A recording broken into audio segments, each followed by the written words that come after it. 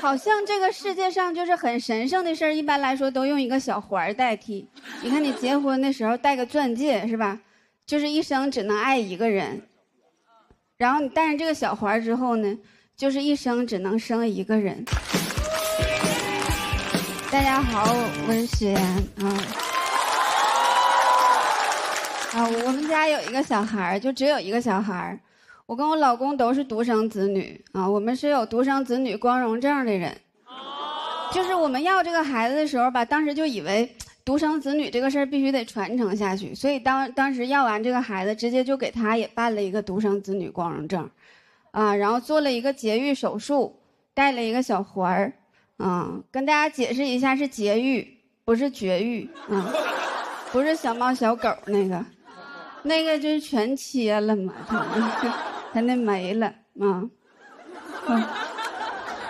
我这个还保留了我的花花肠子好像这个世界上就是很神圣的事儿，一般来说都用一个小环代替。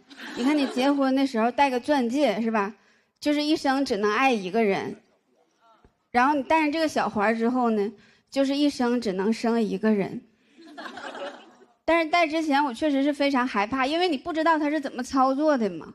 但是戴完之后，明显感觉自己有点不一样了。当时我从那个手术室往外走的时候，我突然发现我不再需要为这个事儿负责任了，好像突然拥有了一些男生的权利。你甚至可以用这个东西反制他。将来有一天他问我，他说怎么怀孕了呢？我也可以跟他说，我说不能啊，不能是我的呀，我带了。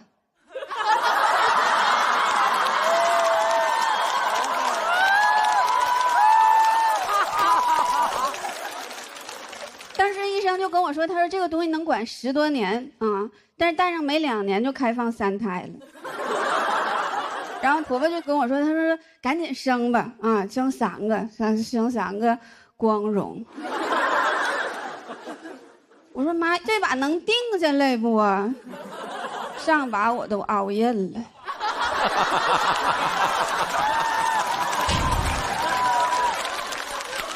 但是我也不是没心动过，因为之前有的政策确实是挺好。去年有一个银行推出了一个优惠，叫生育贷款，不知道你们听过没有？它啥意思呢？就是凡是生2个或者是3个孩子的家庭，它可以给你提供一些这个生活上的贷款。真的，我当时看见这个新闻的时候，我说这个银行是骗小孩呢吧？是骗小孩呢，还是骗小孩呢？你就感觉这个孩子在肚里的时候，就有一些小额贷的血统了。我说这玩意儿行以后这孩子都不用脐带跟妈妈连了就用小额贷了。完了，将来你要是还不上这个钱了，银行就能把孩子带走。真的，你就去看去吧，就是每隔一段时间，什么生育假又延长了，抚养假又延长了。真的，我现在不要2胎，我就总觉得这个事儿后边还有大的，我怕我要早了，要赔了。但是我婆婆就特别着急，她就跟我说，她说你赶紧要吧，那个孩子多了好，孩子多了吧，热闹。我说妈，以前也不知道你喜欢热闹喜欢热闹的话，我要俩，是不？你也别闲着，你也要俩，要我再给你第2套方案，是吧？我有个朋友，他3个孩子是3个不同的爸爸。那生活想想就得老热闹了。你看3个爸爸，能带来6个爷爷奶奶，加上他爸他妈，正好8个老人，2桌麻将。完这仨小孩斗地主，喜欢热闹，给人家整的跟那个棋牌社似的，是吧？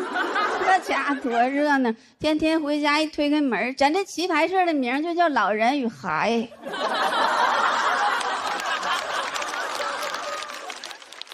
真的，反正我不知道别人，就对于我来说，你让2个人整3孩子，我就觉得压力实在是太大了。但是如果每一个孩子都能有一个他自己的爸爸的话，我就合计学习上我就不用太操心，是吧？那上补课班还用我亲自跟着去吗？爸爸们自己就开始卷了。哎，你说我儿子比人大那些，咋不如人家呢？都一个妈生的。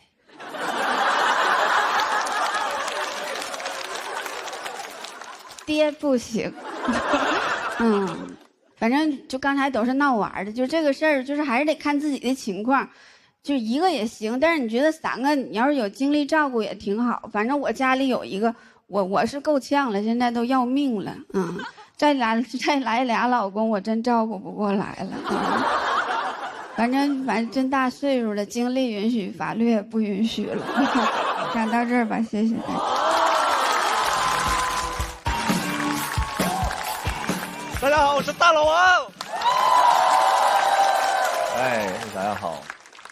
发现这个线上线下还是不太一样的。这个线下演砸一场演出，你只要卸载小某书2天，你的人生就重新开始了。线上也太长尾了，总有那种看得特别慢的朋友。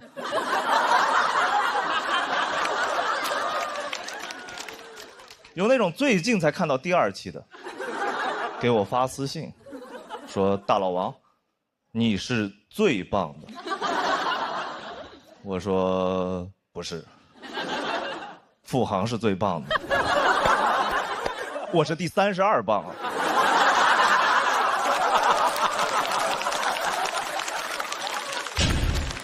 你没有朋友吗？没人给你剧透吗？小某书不猜你喜欢吗？你买咖啡送付航贴纸的时候，你不好奇吗？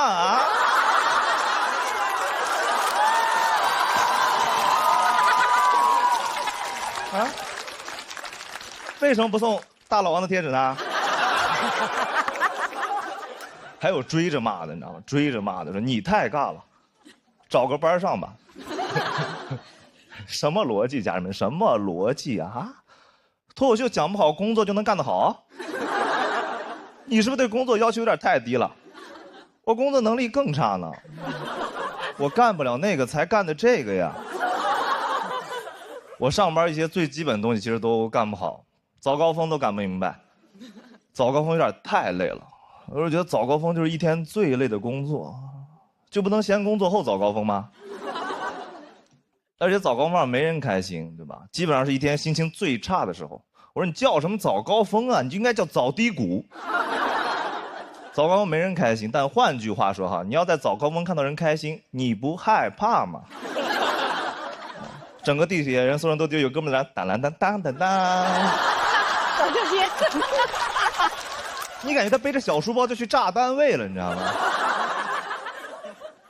到了公司，老板不在，一顿乱炸，基层互炸。老板来了，懵了，人呢？哦，优化完成了。我不理解早高峰，原因是早高峰的目标叫打卡，打卡又是我认为21世纪最抽象的发明，对吧？这玩意儿太有意思了。你看啊，人到了公司没打卡不算到，对吧？人没到公司打卡了算到。怎么定义存在？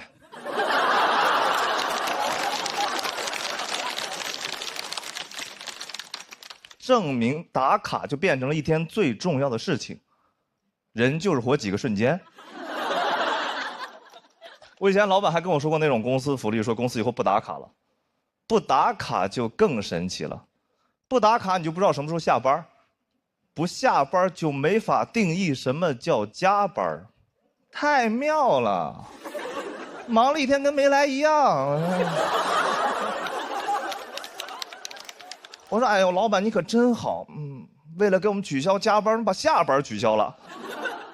我其实最不理解的原来公司福利就是公司那种打车福利。我们原来公司7点下班，但是9点打车报销，附近所有公司都是9点打车报销，大家都卡点下班打车，然后就会出现一个盛况：如果你8点59打车的话，自己花钱，司机秒接单；如果你9点打车的话，就排队1小时，但是免费。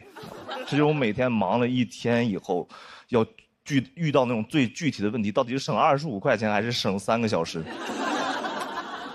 这是我每天遇到的最具体的快车难题。就这种情况，还有人说公司福利好。我有个朋友在字节上班，天天给我炫耀字节，天天挂嘴边字节。他主要炫耀他们公司有个福利，就是房补，就是租房补贴，住在公司30分钟以内，1个月给1500，很好。但我觉得没必要天天挂嘴边对我公司有房补。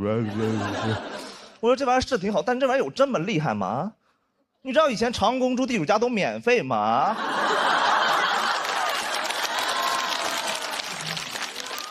主要是你爱公司，对吧？你有没有想过公司是怎么称呼你的，对吧？公司对员工有个统称，叫官方的说法叫人力资源。听听朋友们听这个词多吓人，你是资源，风力资源、水利资源、人力资源。我那朋友还挺开心说资源那不挺好呢？我是资源。我说好，你是煤，你是矿，你是电，你是光，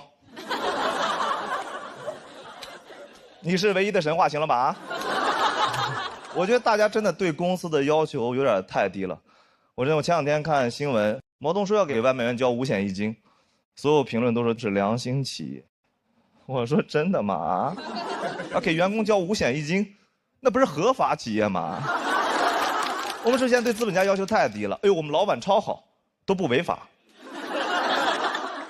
而且你有没有想过，没有5险1金的日子里，其实外卖员每天是很辛苦的，对吧？担惊受怕，一天到家以后啊，吓死我了，又是无惊无险的一天。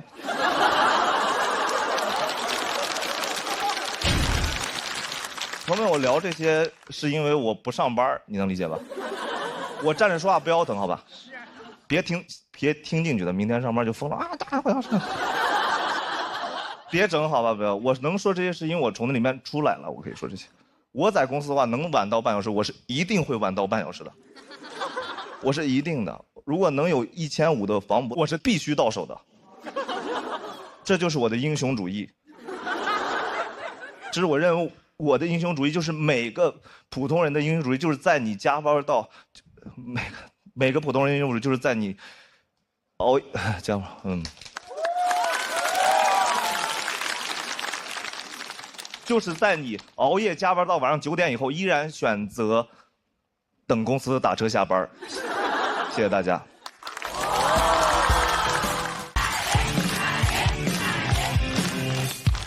大家好，我是彩玲。我是一个网红，但我发现网红现在不是一个好词儿，不信咱试试啊。大鹏导演最近是不导了一个新电影，叫什么来着？长安的荔枝。长安的荔枝挺好，对吧？咱们把网红放进去，长安的网红荔枝，一听就不是什么好大棚种出来的。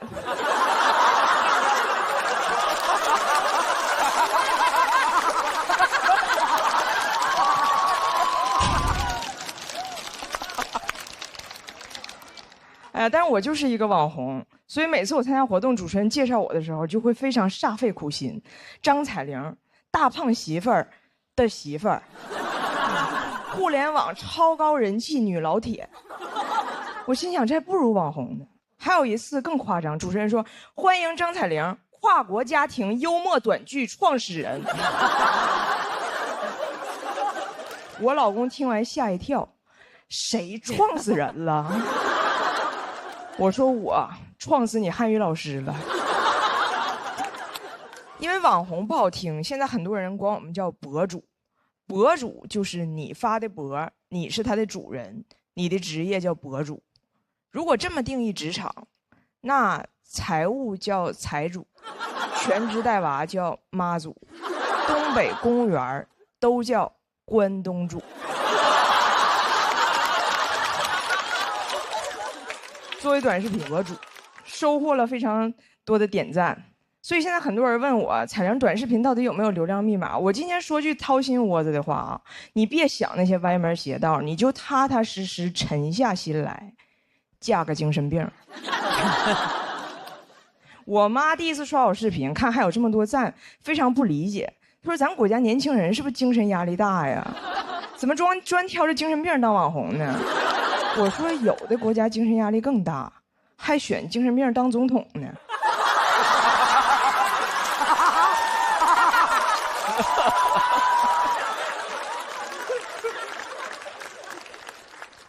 做短视频之后，我也成了个精神病。不知道你们听没听过？我以前说过一个事儿，就是讲我这个外国老公第一次来中国上蹲便不会蹲，我还得教他。对，我教他，我说双腿弯曲，重心下沉到极致，他一个努力跪下了，然后怕弄脏，把衣服一件件都脱了挂门上了。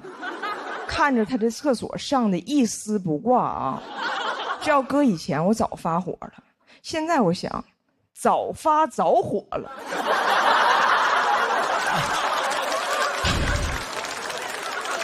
多好的老公啊！自带流量，他要能掉里头就更好了。每次我发我这个外国老公干了什么傻事儿，流量就很好，这感觉太让人上瘾了。我每天就刷那个点赞，除了赞我啥都看不见，看见赞我就兴奋，我成了一匹赞狼。但如果发别的内容，流量就一般。为了这个事儿，我还找了一个网红前辈去请教。我说，从长远考虑，我应该写点什么内容呢？前辈问，为什么考虑长远？短视频的核心是什么？是短视。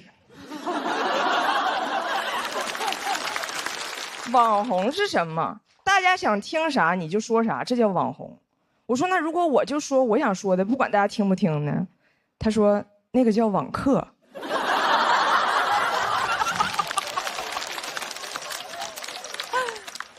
前辈说网红的优点就是流量大，号说火就火；网红的缺点是寿命短，号说封就封。哎，听完他那番话，每次我听到那个卫生巾广告，我都感觉非常恐惧。不管流量多大，都能瞬间消失。我流量最好的一条视频是讲我的儿子，他叫张拿铁，啊，他作为一个混血宝宝，居然不会说英语，还被双语幼儿园给拒收了。这个视频让我涨了很多新粉儿，我正乐呢，前不久张拿铁突然开始说英语了，塌房了，祸不单行，茅房传喜讯，我老公会蹲了。听着儿子英语发音准确无误，看着老公在厕所蹲得稳如泰山。我心想这日子没法过了。哎，你们这么正常，我发啥呀？是你们自我成长的时候吗？你说一个好好的外国小孩怎么还说上外国话了呢？我这个号起号就是靠老天爷赐我精神病，现在流量来了，精神病怎么还擅自痊愈了呢？我觉得王菲春晚那首歌就是给我唱的，世界赠予我也赠予我，赠我一场病，又慢慢痊愈姚风铃，他俩痊愈谁疯了？铃。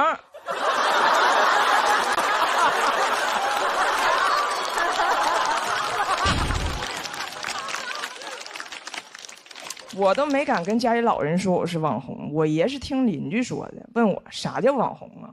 我说这么解释吧，电视上给你演的叫明星，手机上给你演的叫网红。我爷说，那你啥时候能从网红变明星呢？我老公说，现在呀，投屏。哎呀，每个网红都想被人记住，也都想向家里人证明自己是可以被人记住的。所以第二天我爷去沈阳看病，我就非要跟着。我说爷，一会儿上火车你就能看到，网红跟明星一样，有很多人认识我，非常的风光。结果那天在火车上根本没有人瞅我，马上到站了，终于有个大姐啪嚓打我一下，哎，你是那个张？我心想，证明自己的时刻到了。大姐说，你是张铁林。哎，不对，那是皇阿玛，那是皇阿玛。你别说啊，我能想起来，你别说，我能想起来。然后她转身开始打她老公。哎，老公，他叫啥来着？他叫啥来着？我老看他，你帮我想一下。哎呀，他有个儿子，他儿子可荒诞了，可愁人了。网友都拿他儿子玩梗，他叫啥来着？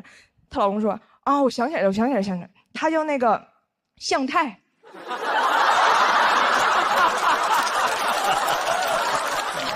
我是彩玲，谢谢大家。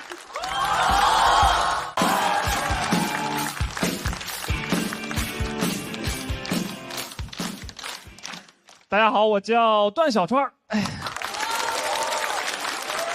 谢谢大家，谢谢大家。简单自我介绍一下，我是一个北京人啊，但我其实不是那种地道的京爷。对，因为我父母是山西人嘛，但是我很喜欢假装自己是那种地道的京爷，所以每次别人说我听起来不像北京人的时候，我都会跟他说，嘿。要不您再仔细听听呢？所以一直以来，我不太确定自己到底算是一个新北京人，还其实是一个真山西人啊。那天就跟朋友聊，他就跟我说：“小川，你是更喜欢吃北京菜，还是更喜欢吃山西菜？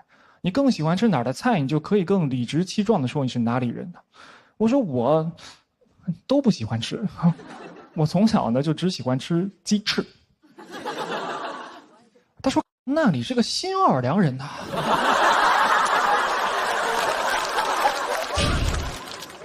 我这朋友是一个大傻子，而我的父母其实是在考大学那会儿考到了北京，然后就一直扎根到了现在。想跟大家介绍一下我的父母啊，因为我觉得我父母其实和这个传统家庭里父母的分工不太一样。就我妈其实是传统家庭里父亲的那个角色，主要负责赚钱养家和糊口，然后我爸呢就是传统家庭里面儿子的那个角色。对，他主要负责花我妈的钱，吃我妈的饭，时不时再气一气我妈。我们家表面上看上去一家三口啊，实际上担心妈妈带俩娃。每次出门我都说这是我妈，这是我大哥。我大哥总爱跟我玩一个男生间很爱玩的游戏，叫爸爸。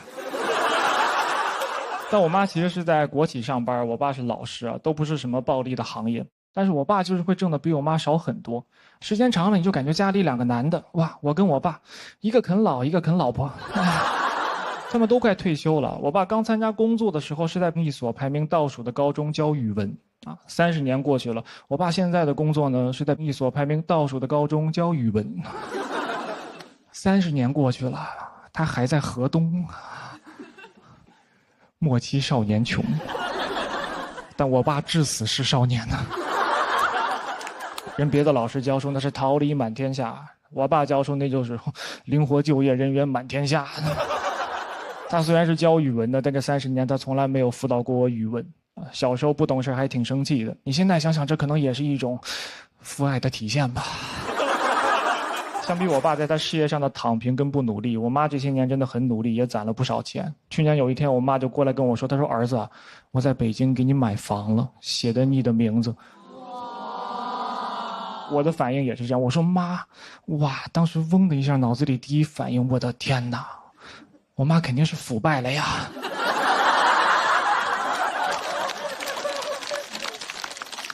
你在国企上班，哪来的钱在北京买房呢？啊，咱们国家现在反腐反这么严，哇，怪不得写我名字呢。我说，要不还是写我大哥名字吧？我的人生才刚刚开始。我很担心这个房子的来历，我就旁敲侧击地问我妈，我说：“妈，咱家那房子他买的干净吗？”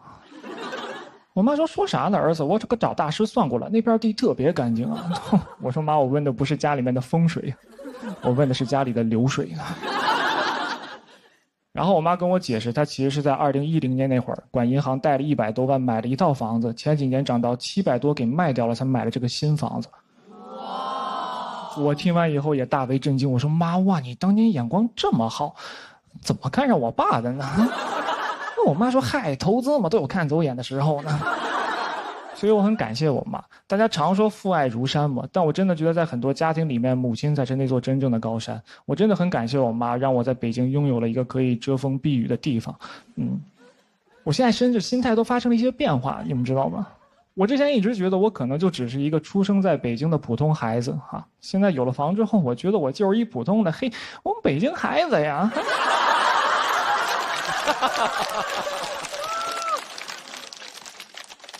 就讲到这儿吧，有点不好意思了哈，因为爷们儿要脸呢。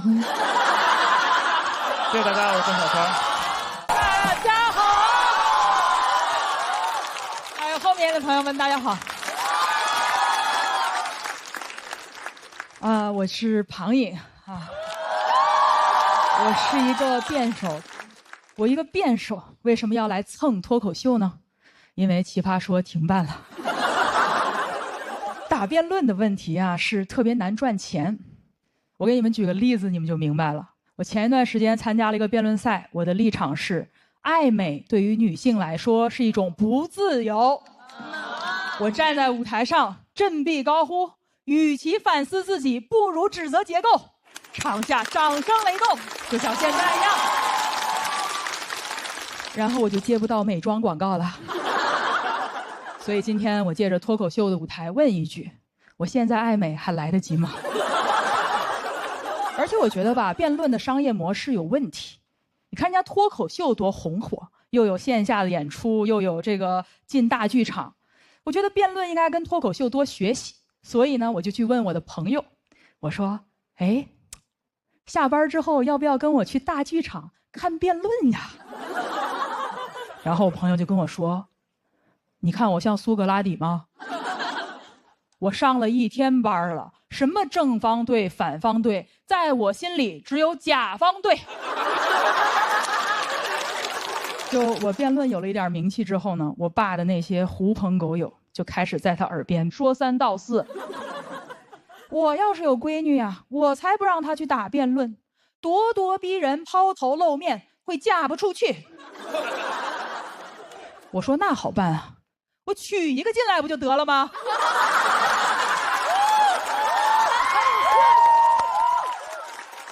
欢迎你们的儿子来入赘。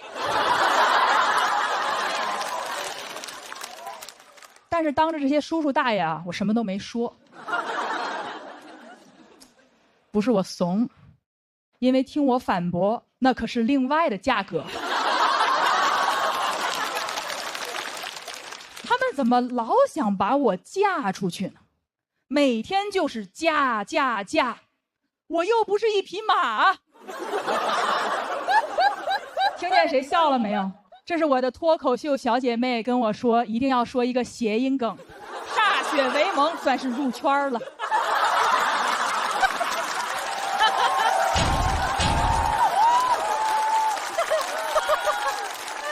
干得好。而且能嫁出去一定就是好事儿吗？我曾经在亲戚家遇到他们家保姆阿姨，中年女性，独自在大城市打拼。这个家里从看孩子、做饭、打扫卫生，照顾完小的，照顾完大的，里里外外都是这个阿姨。我就跟她说：“我说阿姨，您在这儿多辛苦啊，您不想家吗？”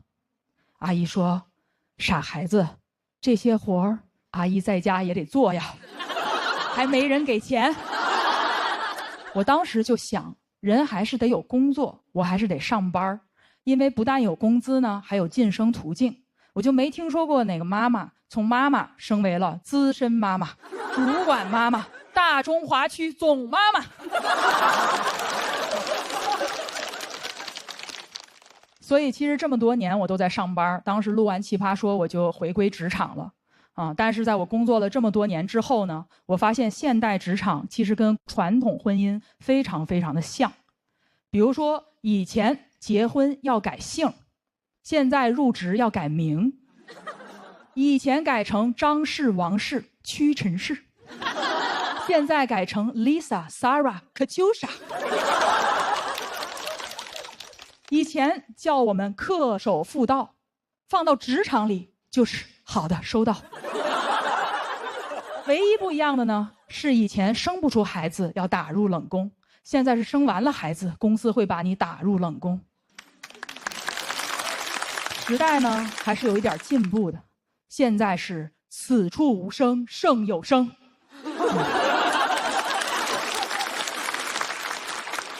以前媒婆找的是生育价值，现在 HR 找的是剩余价值。时代进步了吗？没有啊，这两个词用英语写出来都没差别好吗？都是生育价值。而且婚姻和工作呀都靠不住，老板要换人的时候会说，让我们给年轻人多点机会。老公想换人的时候可不会这么说，他会直接这么做。这就是为什么呢，我这个上班的辩手还要来学习脱口秀，因为我觉得脚踏2条船那都是不够的。这个世界上呢根本没有上岸这回事儿，我们脚踏的船多了，它就连成了岸。1份工作很可能会背叛我，3份工作很难同时背叛我啊。这就叫1条 ship 比不上2条 ship，2条 ship 比不上 open relationship。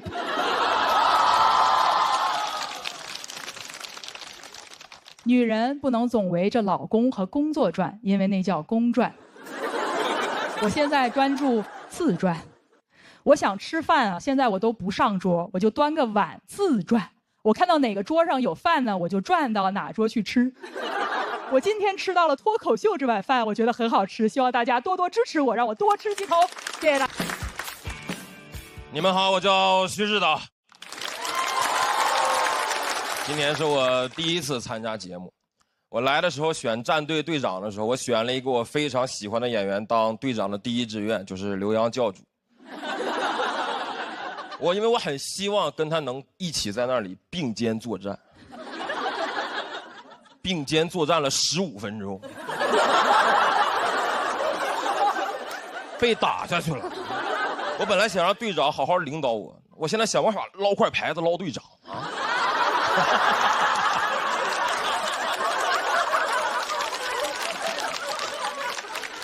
我从小是家里老人带大的啊，我对我的爷爷评价一直都挺高的。我觉得我的爷爷姑且可以称之为是个慈善家，啊，就主要的这个慈善方向是这个缅北这一块啊。就我的爷爷在被诈骗这一块就是天赋异禀，可以说是老天爷骗他饭吃。因为他身份太特殊了，我的爷爷是一个专攻于草书的书法家，名字叫徐德伦啊。就如果你们真的好奇的话，就等下演完出你们可以去搜他啊，但是你们不要去骗他，因为我马上就要讲到别的骗子是怎么骗到他的。这些都是吐槽我爷爷，不是跟你们介绍我爷爷的使用方法。因为我爷爷是一个民间老艺术家，他很渴望自己的作品能够被大家认可，骗子就会拿捏这个心态。比如我爷爷经常会花重金买回家里一些你一听这个世界上他就不该存在的奖项。前段时间家里多了一个奖状，叫中华书画4大魁首，上面4个头像：徐悲鸿、张大千、齐白石、徐德伦。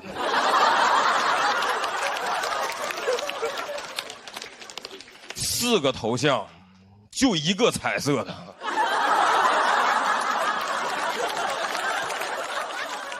今年我过年回家，饭桌上我的爷爷非常开心，啊，说一家人都回来了，想开瓶茅台。我说爷爷，咱们都自己家人，没有必要喝这么贵的。只见我爷爷大手一挥，掀开帘子，里面露出了一箱长得像茅台的酒。我说爷爷，咱可都自己家人，要不稍微喝点贵的。我爷爷拿出了其中1瓶假茅台，各位，我看了一眼那个假酒的包装，我就明白这个骗子有多么懂我爷爷。就那瓶假茅台的包装正面跟你们见过市面上的真茅台长得一模一样，完全正常。它的背面印刷着一整套的这个徐德伦草书作品。我说你俩啥时候联的名啊？我爷爷说刚开始合作。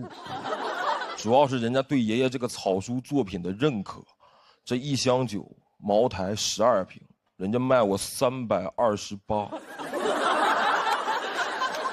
不是这茅台2000块钱1瓶的酒，怎么印上德伦草书跟散白一个价了？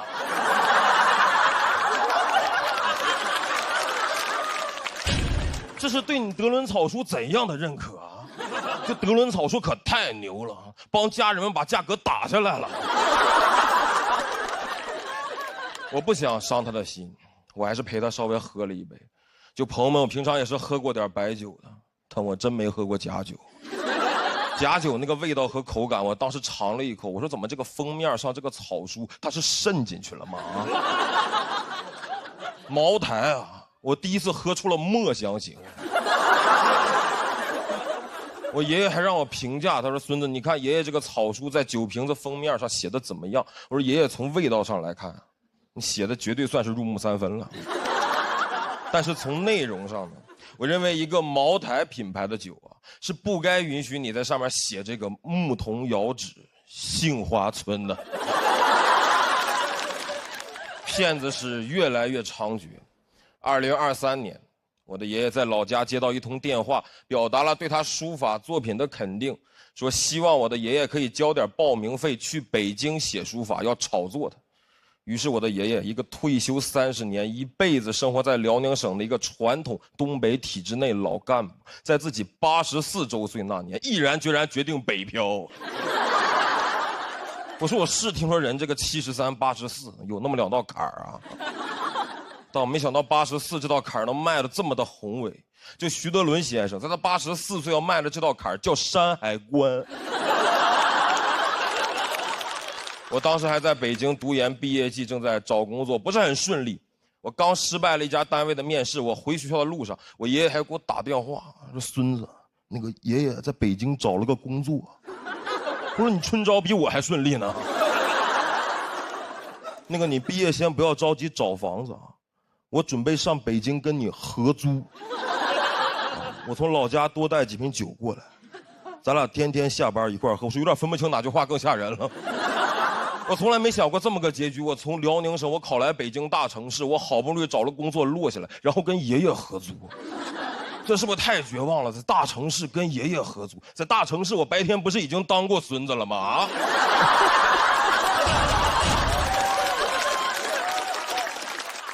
跟爷爷合租，各位你们有人跟爷爷合租过吗？你都没法跟你的合租室友拎着合租室友之间该立的合租规矩啊，用到爷爷身上太不合理了。你说那个爷爷啊，咱俩不能用同一个 WiFi 啊，咱俩上厕所得排队，还有最重要的，未经我允许，你不能私自带我奶奶过来过夜。但我尝试稍微理解了一下我的爷爷，其实老年人希望自己有价值。我爷爷就是很希望努力能让自己的作品火，想挣点钱给我买房子。但他现在在他这个方向，就是越努力我离买房越远，我离合租越近。骗子最过分的就是这点，他会利用老年人的这种亲情。他那个骗子直接就跟我爷爷说，只要你愿意来北京啊，把这个钱交了，我就会炒作你，将来你1平尺的书法作品就能在北京买1平米的房子。我爷爷听完，现在拿着那个笔和纸就要来给我弄套房子，上一个这么有底气的书法家呀，叫神笔马良。我说咱是不是太敢信了啊？1平尺好几万，你按他这个说法，我爷蹲地上在那写比印钞机都快。我爷就鲁迅笔下的老黄牛不过如此了，喝的是假酒，写的是真迹啊。你感觉宣纸想升值都该给我爷爷用，蔡伦造纸就是为了德伦用纸。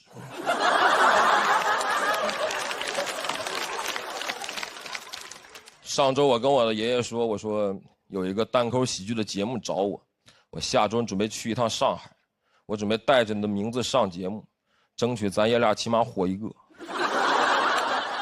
我爷爷听完笑了，说你是不是叫人骗了？好了吧，谢谢各位，谢谢你们。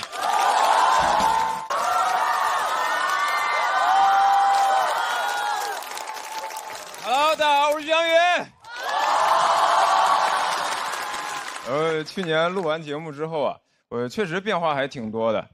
现在已经开始有亲戚找我办事儿了。我上个月突然接到一个电话，跟我说：“翔宇，你表哥被抓了。”我一问，说是因为我哥开店不小心收了一笔诈骗的赃款，要配合调查，现在被抓到了上海，联系不上。然后问我说：“翔宇，你看能不能找个人去看守所把你哥弄出来？”我听完直接懵了，我上哪儿找人去？我在上海认识的全是脱口秀演员，屁用没有，只会幽默。我要是问他们，你们有什么路子能去看守所吗？说咋的？你想去看守所演出啊？那你去不了，那里明星太多了，你咖位不够。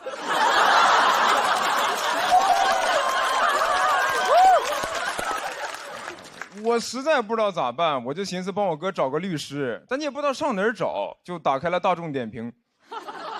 哎，大众点评真的有很多律所，但那些好评你也不敢信，就跟饭店一样，很多好评一看就是刷的，说这家律所位置好找，不用排队，判的死刑立即就执行了。而且选择一多吧，你就会想找一个最划算的。我最后给我哥精挑细选了一家4.7分的律师事务所，团了一个3.9块的刑事辩护套餐。现在想想真的荒谬，穷病乱投医呀3块9的刑事辩护律师能干嘛呀？法官说无期，律师说行。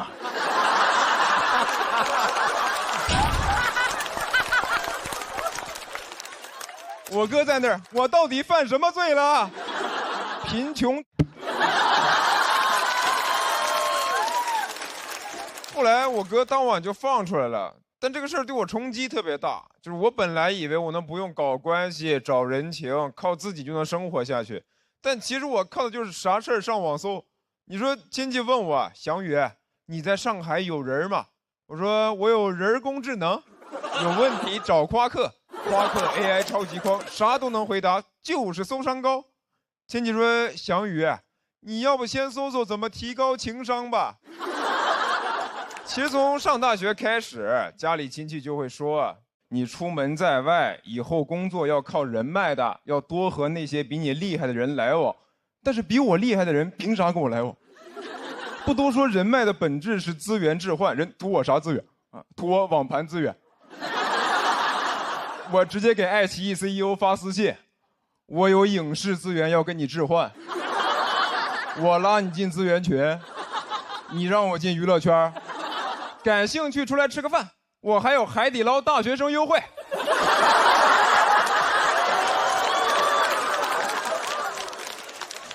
但是我现在能意识到吧，有些事儿你只靠自己确实很难办。我去年刚来上海的时候看过一次病。就我脚这里烫伤一块，然后一直化脓不好，你上网查贼吓人，是会发烂发臭，然后截肢。但是有烫伤科的医院呢又特别少，我一看号至少要等1个礼拜，我说那不用看了，直接截肢吧。喜剧之王单脚记。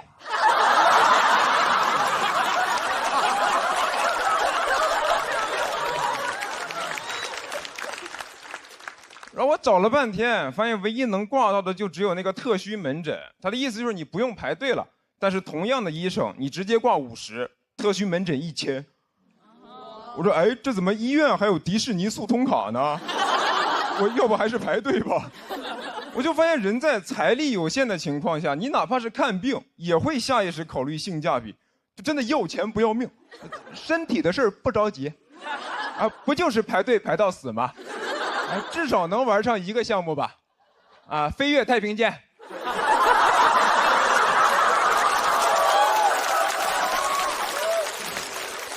然后我就问我上海的朋友说，怎么看病能更方便一点？他们就跟我说，那就找人呗，啊，我不用排队，我哥是肿瘤医生。我说，那你天天得肿瘤？他说不是，我哥会带我去其他科室再找人。那医院也是小社会，能关照的地方肯定会优先亲友嘛。为啥是亲友优先呀？不应该是 IC 优先吗？以前也没人教我这些呀，我只知道学医救不了中国人，不知道学医能救自己人呢。难道医学生宣誓仪式的时候问咱们为什么献身医学？为家人谋福利。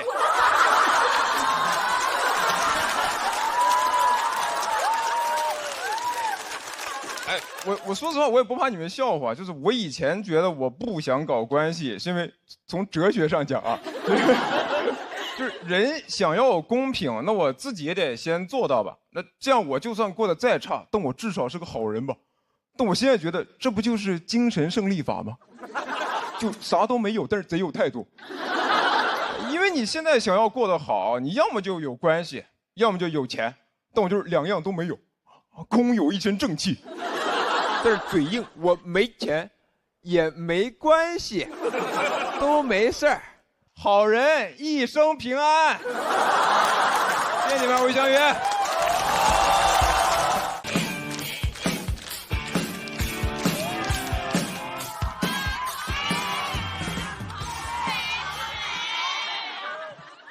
哎呀，这1年来呀，也是红气养人了。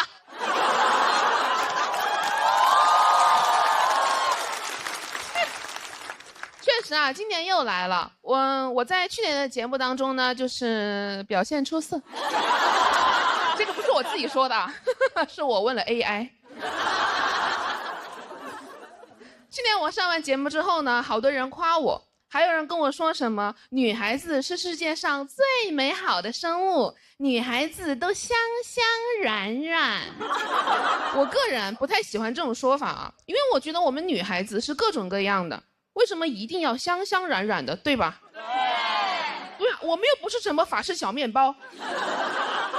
但是直到最近，有一个零食品牌找我直播，当时真的没有忍住，我说我就是小面包，我香香软软，可能因为我太谄媚了吧，最后没有接到这个商务。上完节目之后呢，好多人说记住了我的自信，还有一些姐妹跟我说很羡慕我的天生自信。哪有人天生自信啊？咱们从来没有见过哪个医生在产检的时候指着那个 B 超单说，哎呀，你这个小孩啊，先天性自信呢。然后等这个小 baby 在产房里面出生的时候，他就做自己。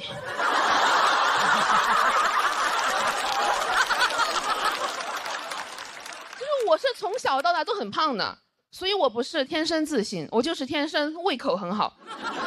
哇，真的，我的胃口好到什么程度？当我第一次听说开胃这个概念的时候，大为震撼。我说啊，胃还有闭上的时候呢？你们还得叫他开门吗？你们怎么叫啊？你说喂喂喂喂喂。给胃叫生气了，胃说第一。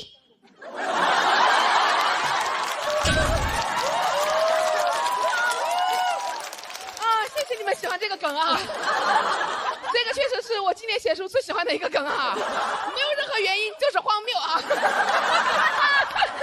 我以前其实都很自卑的，我最自卑的时候是青春期，因为初中的时候特别喜欢把班上最胖的女生和最胖的男生拉郎配。对吧？初中都禁止早恋，而我在包办早恋。我跟那个男生啊都没有说过几句话，我们两个人不敢，因为我们但凡有一点互动，其他人就你看，真是天造地设的一大堆呀。真的，现在回想起来，我们两个人当时特别像那种被强制营业的 CP， 我跟他都想解绑。但粉丝们不同意。我跟他想解绑有一个方法，就是有一个人呢要瘦下来，但我瘦不下来，所以他必须给我瘦下来。到后面我疯了，我看见他坐在那儿我就生气，我说你运动啊，你跑步啊，你再不跑我就追你了。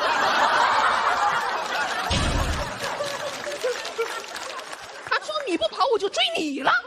同学听到磕疯了，哇，他逃，他追，这一大堆，好，都懂啊，都是磕过 CP 的人。但这个说实话不是我当时最害怕的，我当时最害怕的是体检称体重。都懂啊，因为我每次我也站上那个体重秤啊，好多男生围过来起哄，那个场面万人空巷。那会儿就已经像女明星了，但其实那个体重秤更像女明星。我像她的保安，因为是我在，别看了，走，我们称老师不拍照。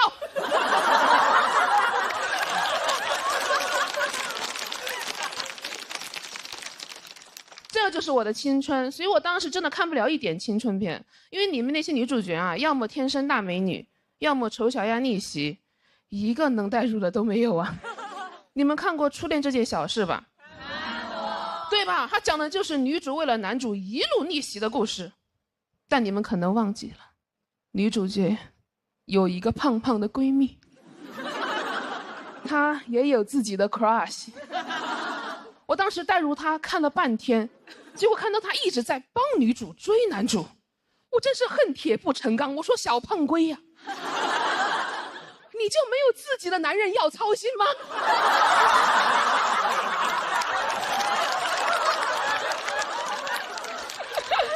后来那个女主角啊，她不是丑小鸭逆袭变得很漂亮了吗？好多男生都很喜欢她，结果小胖龟还是黑黑土土的。我当时真的很生气，我说我们不是闺蜜吗？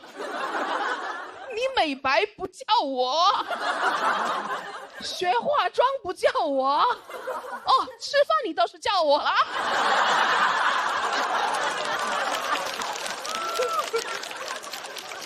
而且你还不吃，能不能管一下我们普通人的死活好不好？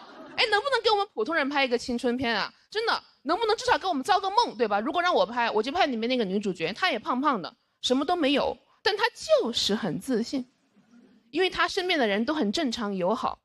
比如说，当女主课班上最胖的男生走在一起的时候，其他人只会说：“哎，你看，真是一对普通的两个人啊。”当女主体检称体重的时候，围过来一圈男生当她的保安，说谁都别想看她的体重。旁边医生说：“啊，我也不能看吧。”当女主因为有了 crush 开始身材焦虑，饿到晕倒的时候，闺蜜递过去一个小面包，说美丽没有天花板，你看你多香香软。而且为了男人不值得，因为没有4菜1汤的爱情，就像一盘散沙，风一吹就不好吃了。我朋友听了我这些设想啊，他说你说的这个不是青春片，是舌尖上的中国。不得不承认啊，姐妹们，目前的环境催生不出来这样的青春片，所以真的，如果你们觉得自己不够自信，你就装。你们别管，你先装他一个疗程的。如果你实在不会装，你现在在兜里装一个 vivo S30。等一下，哇 ，Live Photo 神器，拍出鲜活的自己，好好看看你们自己到底有多美好。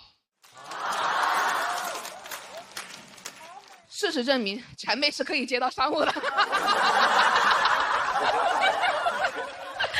而且我们仔细想，你装自信没有任何损失，哪怕有人过来问你说你凭什么那么自信呢？不要理他，掉头就走，因为你确实不知道为啥。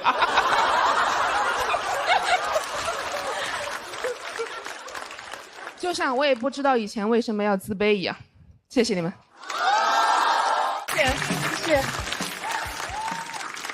谢谢。大家好，我叫小海。谢谢。我是一个兼职脱口秀演员，我现在业余时间还有一份全职工作。我在我们公司是总监。对。在公司基本就属于中层。还有一个老板，一个下属，没有同事。就这老板还要天天开会跟我们讨论公司未来的发展战略。公司一共3个人，啥战略？一会儿排成人字，一会儿排成一字。我们公司真的特别小，有多小呢？我们租那个写字楼以前是个酒店，我们公司就是个标间儿。而且它该有的没有，不该有的却有很多。我们公司没有打印机，却有一个浴缸。浴缸里还堆了很多杂物，什么吃的喝的。有一天客户来了，老板当着他面跟我说：“你去浴缸里给客户拿点水。”前2天我下属还辞职了，我们公司连群都没有了。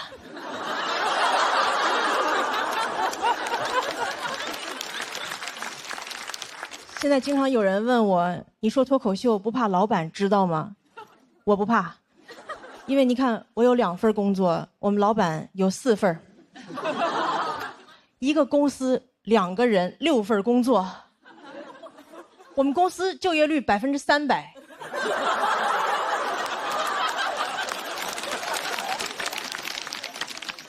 你要想实现就业率100%，还得雇4个街溜子。我们公司就我一个全职员工嘛，前2天老板又雇了个兼职，是兼职 CEO。听说过吗？兼职 CEO。你们哪个公司 CEO 年薪是日结的？平时我都不太敢给他打电话，因为害怕他还有什么别的兼职。我怕我打电话，我说老板有个文件需要您签字，老板说一会儿签，等我送完这单。不光公司奇葩，老板还经常跟我提很多奇葩的要求。哎，你们能相信吗？前2天我老板让我值日。我说值日是不是应该轮流值日？我没见过谁一个人值日，一个人那就不叫值日，一个人那就叫保洁。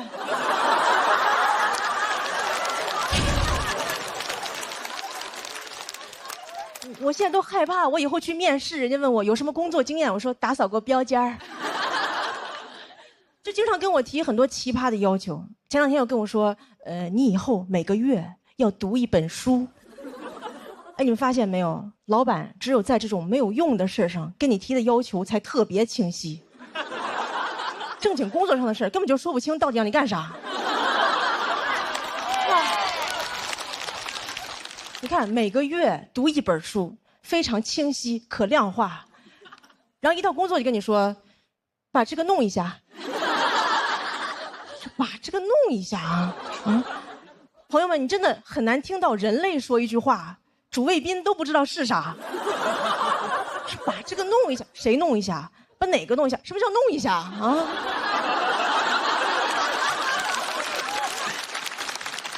就这句话，老板可以让我干任何事儿。老板就算让我杀人都可以说把这个弄一下。然后前2天老板又要给我降薪，他居然跟我说你去起草一个自愿降薪协议。我说怎么你要给我降薪，协议还得我自己写啊？你要勒死我麻绳还得我自己编？你这是相当于潘金莲跟武大郎说大郎煎药了。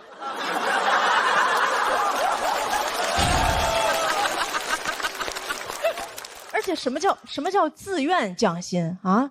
我可太愿意降薪了，我都是想找老板谈话。我说老板，我来公司这么久，也该给我降薪了吧？现在好几个猎头联系我，他们给的比你少多了。我可太愿意降薪了，我过生日许愿都是升职降薪。我看网上有人发帖又降薪了，我赶紧在下边接。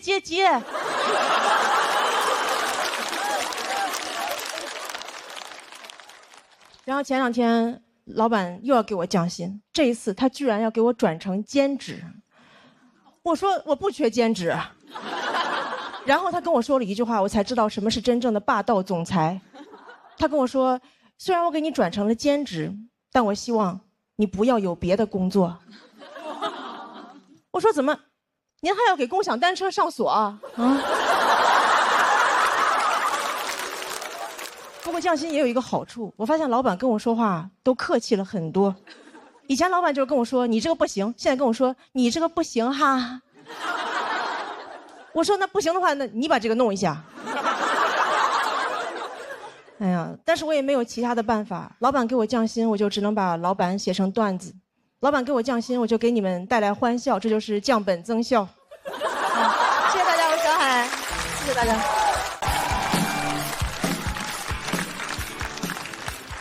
大家好，我是陈明飞啊，我现在是一个大学生啊，今年大2，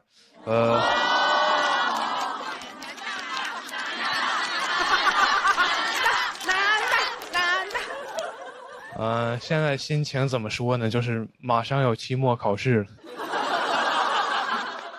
我念的是中文系啊，我发现有时候我很难跟人解释说我们这个专业它究竟在学什么。就有一次我印象很深刻，我坐火车上学嘛，路上很无聊。有一个阿姨就说：“小伙子，你大学学什么的呀？”我说：“阿姨，我学中文的。”阿姨说：“那你学的挺快呀。”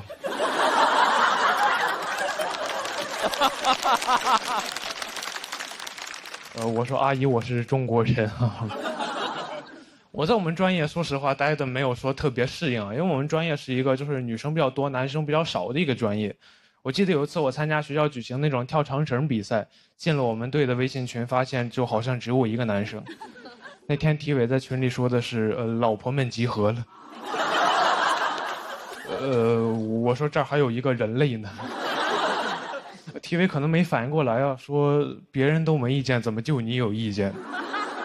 但后来那天活动现场，他发现确实是有一个男生啊，所以那天我们夺冠之后，他发的朋友圈里就表现了对我的尊重。他说我和老婆们和陈明飞取得了冠军。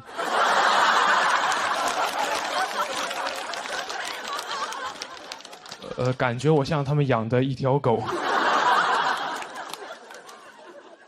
我念中文系就是想学习写作，写一点真正好的一点作品。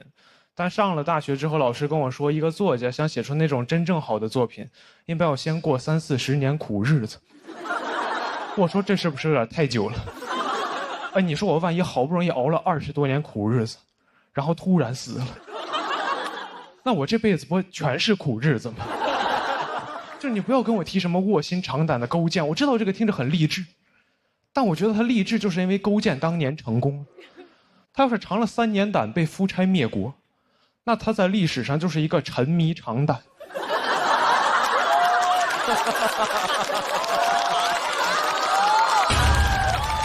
导致亡国的变态了。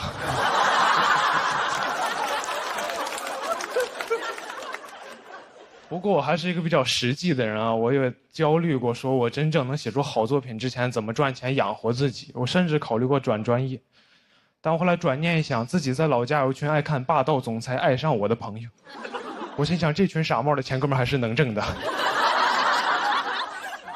一个作家这么一个几千年的行业，它能有什么问题呢？然后我大2那年呢 ，AI 会写小说了。我当时的感觉就像，我感觉自己像那种晚清刚进宫的太监，一个阉人。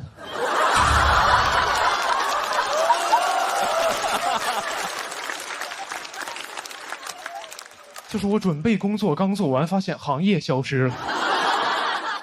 我当时感觉自己被时代所欺骗了，因为我印象很深刻，我报志愿那会儿，全网都在告诉我，文艺就是人类面对 AI 的最后一道防线。我说怎么2年就被打爆了？你 AI 用的不是 C 语言吗？怎么先把汉语言取代了？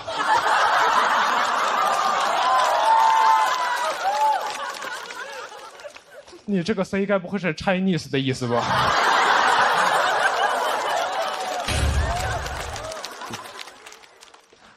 我很痛苦啊！我去问做 AI 的朋友，我说你跟我说实话就行，我们做这种行业会不会被 AI 取代掉？我朋友跟我说以后说不好，但现在不会，因为 AI 刚开始学写作，它短期内比不上你。我说这怎么可能安慰到我？我也刚开始学写作呀。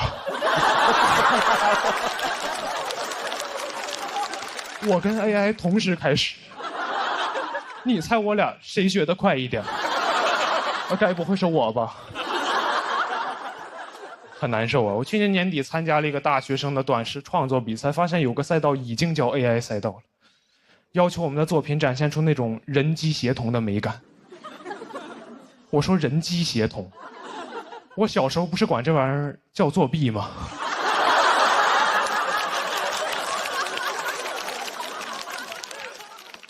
我记得我小学那会儿看着有同学考试那会儿拿手机搜题，人机协同，轻轻松松拿高分。我辛辛苦苦做半天拿个中等的成绩，我都安慰自己，我说陈明飞没事，你现在累了一点，但你培养了能力，长大你比他们强。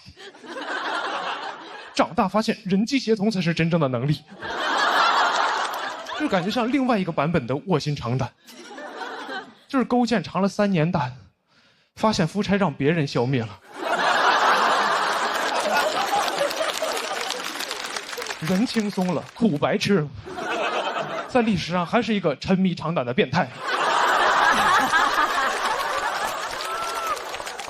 我当时就感觉相信了很多年的道德信仰就是崩塌了。我去听了我们学校一个 AI 应用伦理的讲座，那个讲座上老师就明确说了，你用 AI 帮你写小说、写文章、发杂志肯定是不对的。我说哦，至少还可以，至少象牙塔还支撑着我原来的道德观念。那天有一个提问环节，有个学生问老师，我确实没有用 AI， 但很多周围同学都在用 AI， 我不用我不就比不过他们吗？我心想，老师这个人意志太不坚定了，你赶紧说他骂他，点醒他。老师说咱们先把后面的摄像机关一下。老师跟大家分享一点真东西呀。老师说这个 AI 刚开始发展没几年，很多相关规定都很灰色，所以老师觉得吧，只要没人管，你就随便用。我说什么？我拿你当教父，你跟我玩碟中谍？哎，那我刚刚辛辛苦苦那1个小时听的是什么东西呀？是用来解锁正文的广告吗？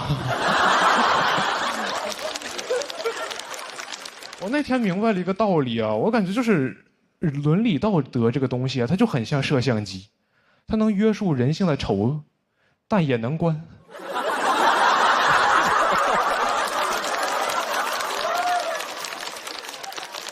我现在感觉自己就是，我明白 AI 是好东西，我知道它是时代在进步，科技在发展，历史的车轮滚滚向前，但我不在车上。我感觉我像那种电车难题里被捆在铁轨上的那个胖子，就只不过时代的电车不会遇到难题，就可能有列车员通过监控看到说列车长前面好像有点人，咱要不要停下来等等他？列车长说就那么几个人，你把摄像机关上不就好了吗？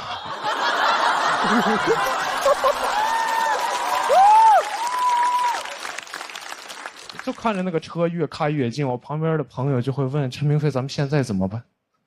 我说我自横刀向天笑，去留肝胆两昆仑。他说那我先上车了。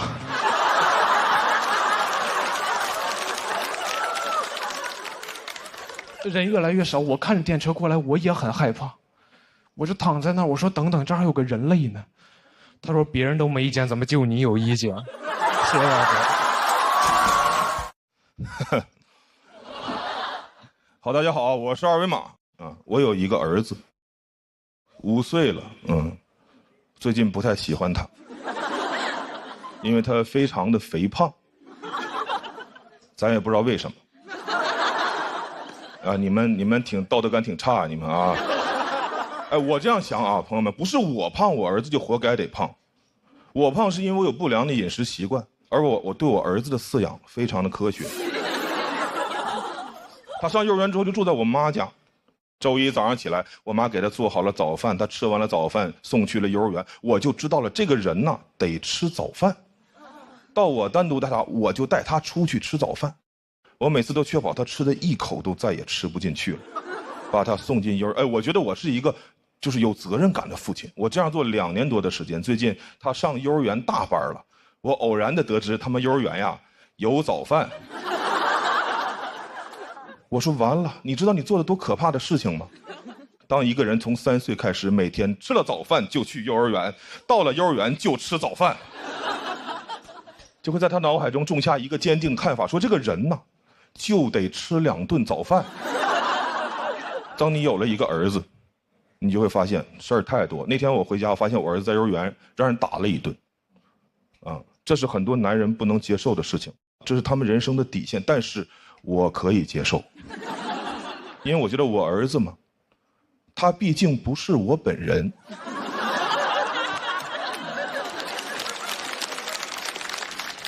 别人打我本人，那是我不能接受的事情。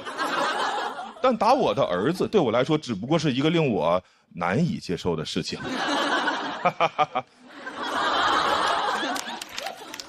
我花费了一些时间接受了下来。我说那明天我送你去幼儿园吧，你别让人打一顿，你不敢上幼儿园。他说明天不用上幼儿园了，因为老师说他受伤了，得在家里边歇2天。这是我不能接受的事情，这是我人生的底线。我作为一个5岁孩子的父亲，我对他唯一的要求就是给我尽可能多的去上幼儿园。朋友们，世界上为什么会有幼儿园？咱们花那么些钱去雇佣一个机构，当然是让他们去干那些咱们自己不爱干的工作。我要是特别爱带孩子，我儿子能上幼儿园吗？哎，朋友们，而且孩子需要幼儿园吗？孩子需要父母，是父母需要幼儿园。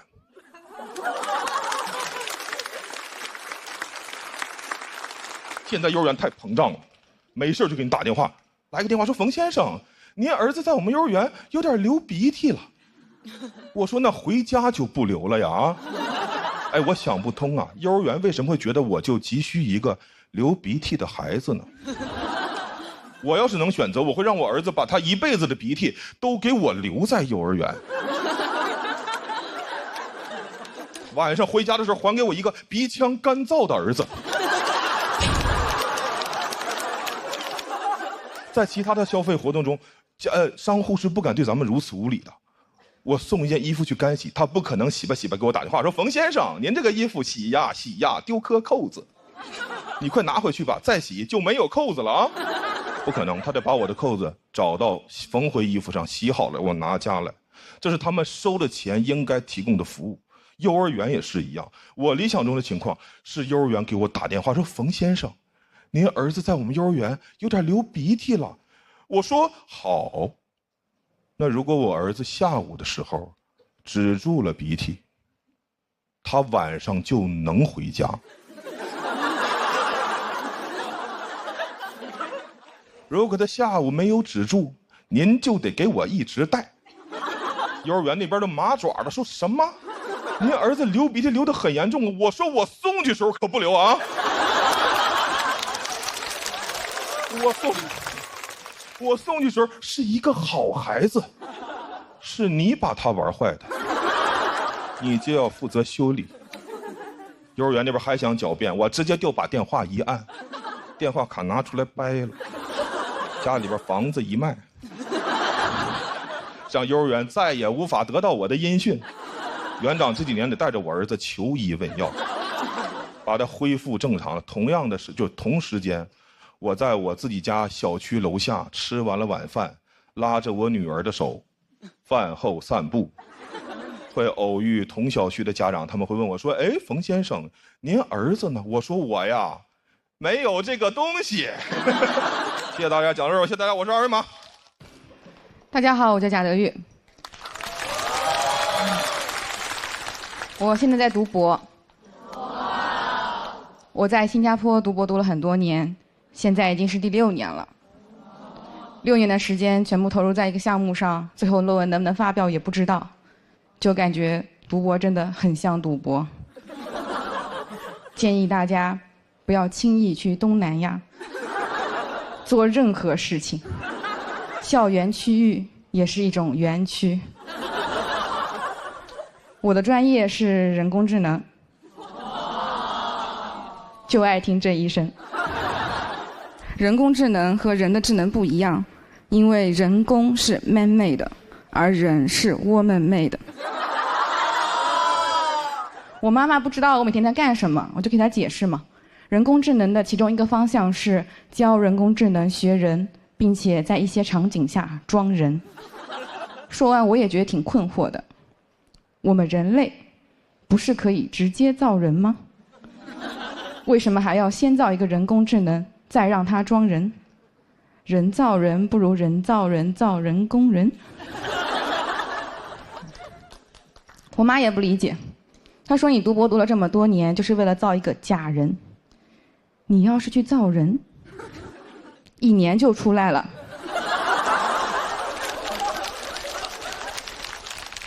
现在小孩都会打酱油了，6年你都能造6个了。我说妈，咱家应该也不需要这么多酱油吧？而且生产人性价比确实有点低，养孩子6岁就打个酱油，养人工智能就不一样了。DeepSeek 1岁就能做逻辑推理，语数科技的机器人3岁就能上春晚，人工智能从出生那一刻起就可以为我打工赚钱了。反正也没有未成年人工智能保护法。我觉得我的想法这么奇怪，主要的责任在于我妈。用人工智能的话来说，就是我的开发者。有人说我爸也有责任，我爸他只是提供了一点训练数据，而且他的训练数据里面还有许多脏数据。他一次提供几千万条、几百万条，有用的就1条。我们有一门课教人工智能，在这个课上，老师用人工智能布置作业，学生用人工智能写作业，老师知道之后又开发了一个新的人工智能，检查学生的作业是不是人工智能代写的。那这个过程中，人类发挥了什么作用？人类卷死了2个人工智能，人工智能都懵了，你们人类究竟为什么这么卷啊？他们硅基生物哪懂我们碳基生物啊？我们碳基生物 DNA 就是卷的，双螺旋结构。好在人工智能也不总是智能。那天我问 ChatGPT 1/3加1/5等于几？他说1/8。仔细一想，倒也正常，毕竟 ChatGPT 是美国人发明的。后来我也去问了 DeepSeek， 他每次都能答对。相比于 ChatGPT，DeepSeek 训练过程中多了一个强化学习的环节，就是让他去刷题，做对了加分，做错了扣分，他就学得很好。真是棍棒底下出 AI 呀！妥妥的东亚式 AI。虽然没有问过，但我感觉 DeepSeek 配得感应该不高吧。也不知道 ChatGPT 回家会不会挨骂呀？看看别人家的 AI， 再看看你，你现在不好好学习，以后怎么进爱奇艺这样的大公司啊？我把这个内容发给 DeepSeek， 问他建议，他说知识点太多，笑点太少。我说我相信喜丹的观众，他说呵呵，还是你们人类会做人啊。我说那你来加点笑点吧，他就在我的文本中添加了一对括号，括号此处全场爆发了雷鸣般的掌声。谢谢大家，我是贾雷。